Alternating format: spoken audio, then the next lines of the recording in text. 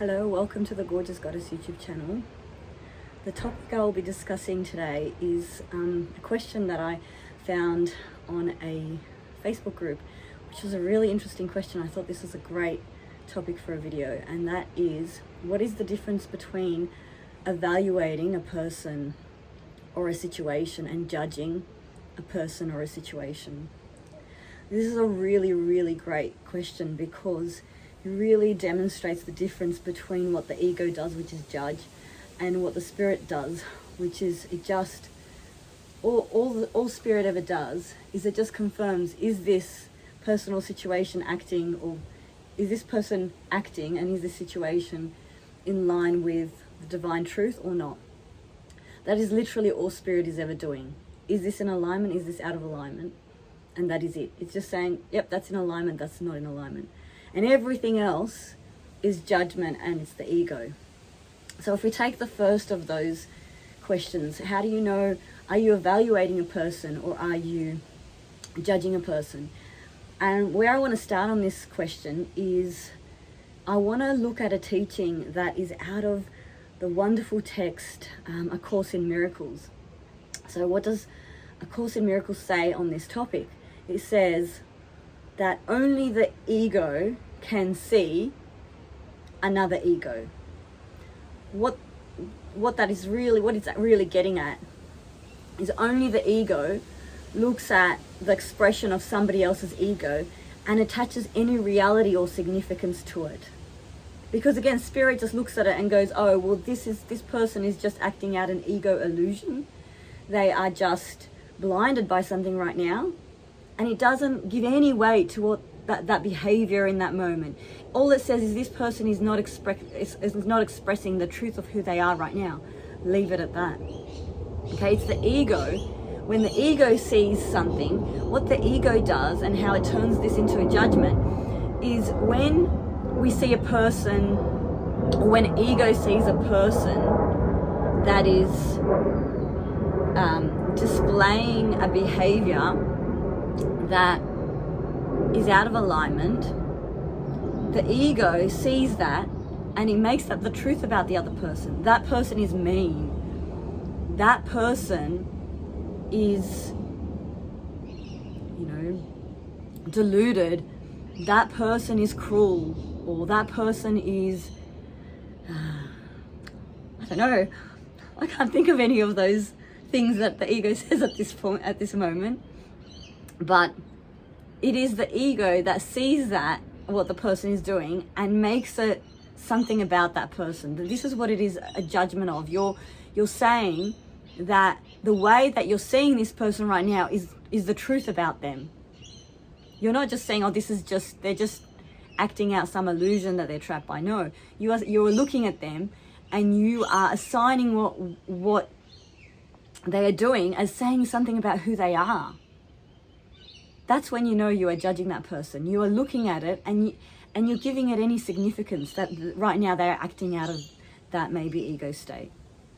So if you're only looking to evaluate, and the other thing about that question is, why do you need to evaluate something anyway? I guess, the moment you look at a person, your kind of inner being, your soul, the core of you instantly reacts and tells you if that expression is in alignment with the reality of God or out of alignment. It's very instant. You don't need to think about this and evaluate it. You know straight away if something is coming from love or if it's coming from a lesser emotion. You can see it. So if you are then thinking about it, stewing on it and evaluating it, is that just really, you are trying, your ego is just having a conversation about it, but you're trying not to call it a judgment. You're still giving it reality. You're still making it what that person is doing to mean something about them and to be the truth about them. And you're just trying to come up with a judgment that doesn't sound so judgy. Like maybe they're misguided. And even if they are misguided, if you've had to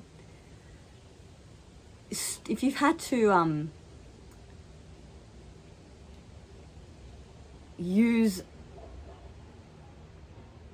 your, if you had to use your mind to come up with evaluations of that person, how is that different to judging them?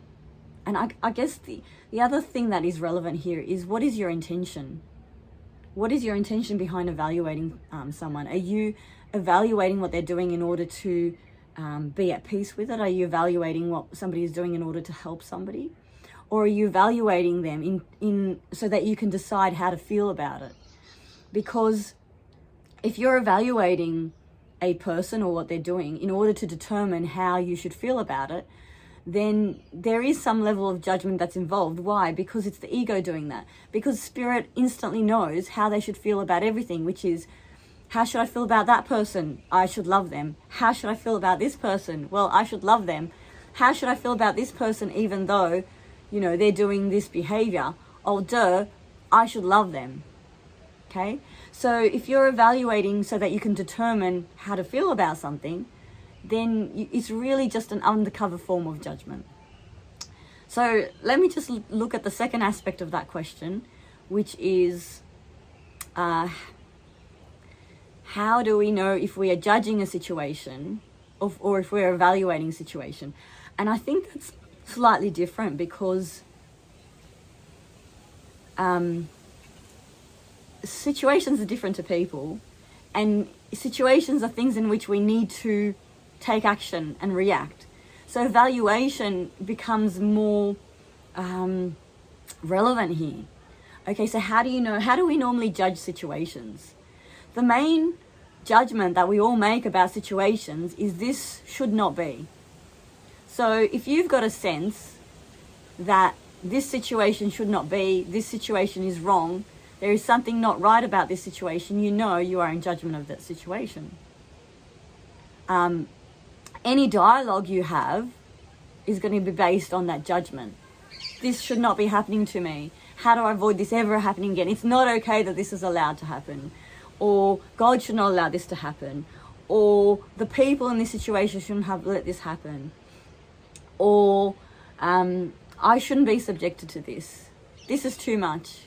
This is wrong. This is not supposed to happen. See, all of that. Any wrongness that you attach to that situation, you are judging that situation. And it's not really that bad if you judge a situation, but what it does rob you of is peace.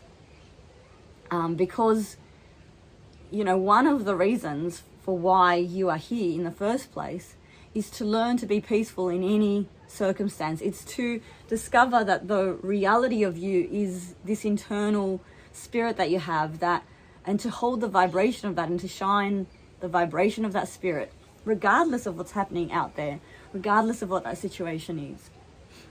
So to do that, to allow your spirit to shine through, you need to be completely peaceful. When you're not peaceful, it's like internally you are resisting, you're holding on. And through that resistance, you're not allowing that energy of your spirit to flow out. So when you have got the judgment that a situation should not be, inherently you are not peaceful, and inherently you're not allowing that full measure of your spirit to flow out into that situation and for you to act from that most inner sacred part of yourself. Now, what does it feel like to be at peace with any situation? It feels like you understand, actually maybe not what does it feel like, maybe what I'd like to describe is, what kind of state of mind do you need to be in so that you can be at peace with the situation and not judge it? And the kinds of things that you can ponder about are, you can presence for yourself, maybe would be a better expression. You can presence for yourself that you are eternal, that nothing that happens in this lifetime is permanent. Nothing that happens, nothing that you experience can leave any permanent mark on you, can scar you in any way that's permanent. You may temporarily have reactions to these situations, but these situations are only happening to show you the parts of you that are still not at peace. Ultimately, everything that happens here, any bad negative impact that it's had, will be wiped away when you go back to your purity and ascend. So nothing that happens here really matters all that much. And the only parts of us that do care about the outcome of any situation are the parts that we are here to let go and let be dissolved. And really, it's those parts of us that are causing us inner turmoil and upset and pain. So, being at peace with any situation, we can presence that we are divine. We can presence that nothing that happens here can take away the eternal nature of our soul. On a grand scale, nothing that we can experience here can hurt us in any way. And whatever does happen here, it's only temporary. When you can presence those kinds of thoughts and beliefs, that's when you can get a sense of inner peace and peace with any situation. You look at any situation as an opportunity just to shine love and light. Okay, and you're not having an internal sense that there's anything wrong with the fact that this situation is happening. And when you are in that state of consciousness, when you're thinking about what you want to do or say in a situation, I guess you would say then you are really truly evaluating that situation without judgment. Anyway, I hope you found this video interesting, and I hope it's contributed something to you. Thank you.